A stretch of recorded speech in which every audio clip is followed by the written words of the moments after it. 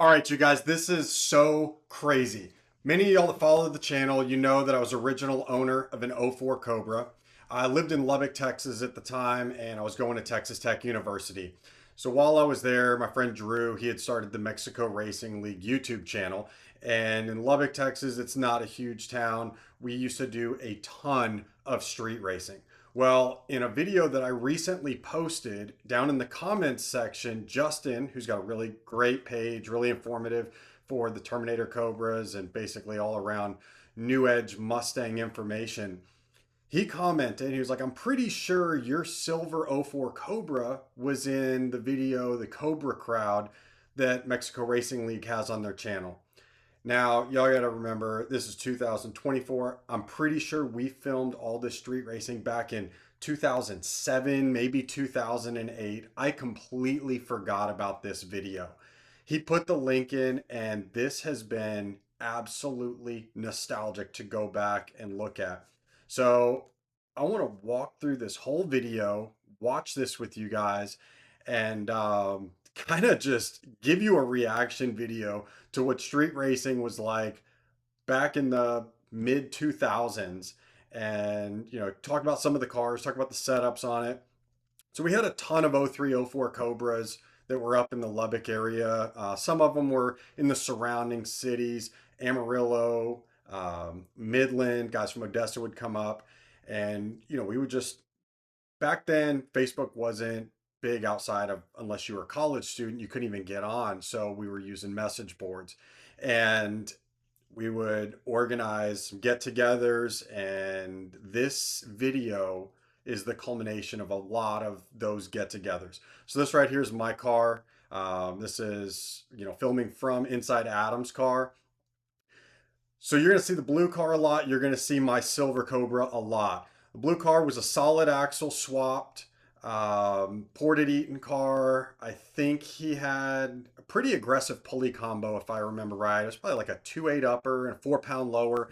At the time, my car was a 3.1 upper, 6-pound lower. So I think he was making about 2 to 3 pounds more boost than I was. And I was also still on the independent rear suspension. He had a solid axle. So significant weight advantage for him, but he and I would race nonstop, us two more than anybody else I ever raced. And it was always back and forth. It depended on who got the hit or what mile an hour we went from. Adam, I think he still is actually a Ford tech. So did all the work on his car, and you know, oh my gosh, they're going to hit us with commercials with this. So I'm going to try to fast forward through these. Sorry, MRL. I hope you guys don't lose out on too much ad revenue. Texas Speed and Performance, also huge shop up in the huge shop in the LS community. They were out there in Wolfforth. So we did have a lot of LS motors that would come out and run us, a lot of LS cars. This is Adam again, just running away from another one. SRT4, big turbo car. He actually did really, really well racing everybody out in Lubbock. Um, this is what we had to work with. It was farm roads. It's not the safest. I'm not going to come out here and be a big proponent for street racing, even though I did a crazy amount of it. But, that's just what we were doing.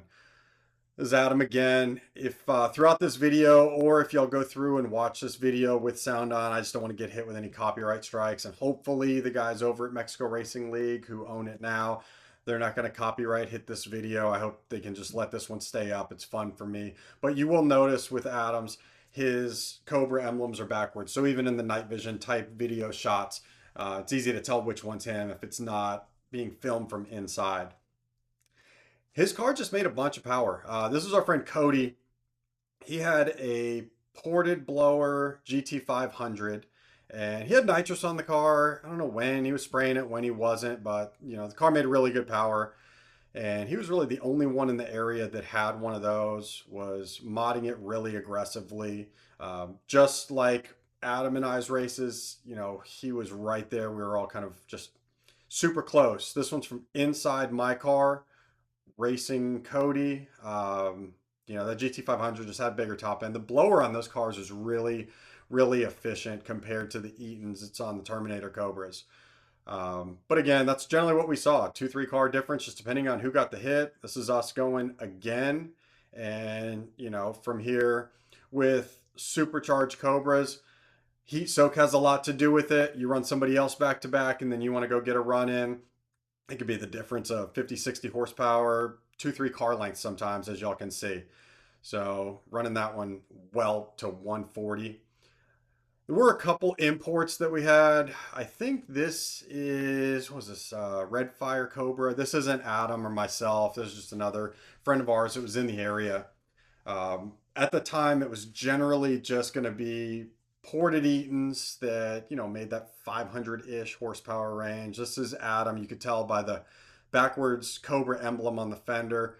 He's racing Cody in the GT 500. And again, kind of just the three of us would go back and forth and back and forth. No real clear winner. This was somebody else. I think this is a silver car, but this one, I think this was a Kenny Bell car from down in Midland. And we didn't have a lot of guys with Whipples or Kenny Bells. So that one, making about 100 more than any of the ported Eaton cars would come out and really just put it on all the other Cobras. I don't remember this guy with the SN95 at all. Obviously, the car made, decent power being out there running with everybody else on the street. But again, one thing to keep in mind, this was in 2007, 2008. 500 horsepower was super competitive. If you had six, like that twin screw car, you're just running away. So this is, I'm in the car that's being filmed, not the one with the camera. We got cameras in both cars. I think that was Adam and I. This is Adam and I again. Again, he doesn't have a passenger in there, and with the weight difference, with the solid axle, and then more boost. That's just what we had seen. My car was set up to make a ton of torque, did really well, but street race, anything can and does happen. Again, I don't remember who this car was, but I'm pretty sure he popped his motor right after this, if I remember right. Yep, that was it. Okay, at the tail end of that, you could see a bunch of smoke pouring out of that driver's side, and there it is. It was, popped that thing. So again, this is Adam and I running this video. I think it's a third is he and I. Um, just a bunch of action on the street. We had really good roads out there, as you can see. We were just people were hooking up on 17, 18-inch street tires, drag radials, but still being able to run and hold all the power. 500, 600 horsepower and torque was not really an issue. You can see here, I don't know, was that about a dozen Terminators. Adam and Cody at the track. There were a couple tracks around where we lived. They weren't the best. Prep was kind of garbage. So, that really is what forced us to go run on the street so much. But we did get some runs at the track.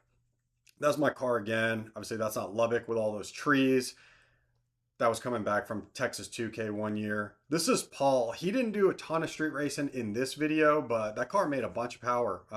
Ported Eaton, pretty aggressive pulley combo. And again, this is mine. I think at this point we were just getting some shots cruising around on the loop in Lubbock. Not the place that you want to race. That's why we would go out to all the farm roads.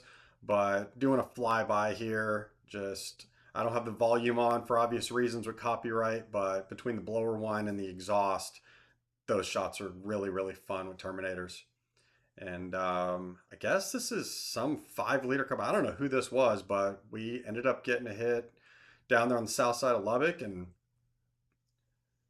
good times. I think that was Bruce's C5Z06 on the left, and then Super on the right. Pretty sure that was down at Texas 2K. And there I go again. And you can't hear it, but that was just for an exhaust clip. Super fun video. We had such a good time up in Lubbock. The car scene was unreal. And to see this video after all these years is just super nostalgic. So much fun. Wanted to do a reaction video and just talk through this one because I haven't seen it in, I don't know, what is that, 17, 18 years. So really good times. And I actually also found another video from street racing in Houston that I'm going to do the same thing as I did with this one. Just play it on mute and talk through some of the cars, the people, what the scene was like back then. But, if you guys were street racing back in the early 2000s, message boards, you know, talking on the forums instead of Facebook groups. You remember a lot of this. And you also remember that the video quality, we were all working with Sony Handycams. You know, iPhones had really just come out and they were definitely not anywhere near where they are now with video quality. So a lot of this just didn't get filmed. So to be able to put these videos together back then, get them posted, you know, YouTube had just started a year or two before this video came out. It's so cool to go back and find these videos.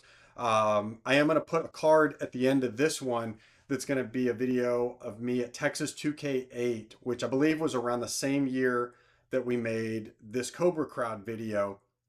And that's down in Houston. If you're still in the car scene, you definitely know about Texas 2K.